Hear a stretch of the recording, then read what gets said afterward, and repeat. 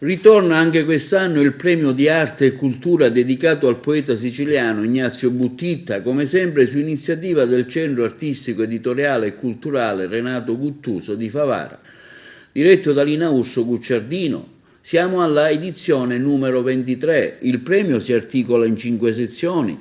Poesia in lingua siciliana, possono partecipare i poeti residenti nel territorio europeo e si possono inviare non più di 2 composizioni e la poesia non potrà superare i 70 versi dattiloscritti.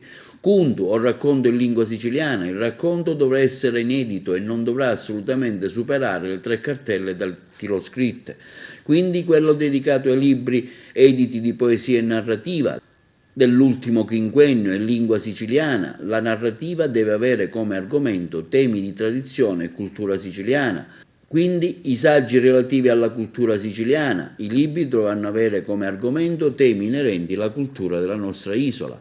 Un premio dedicato ai giovani, una sezione per gli alunni delle scuole di ogni ordine e grado, che possono partecipare singolarmente con elaborati di gruppo.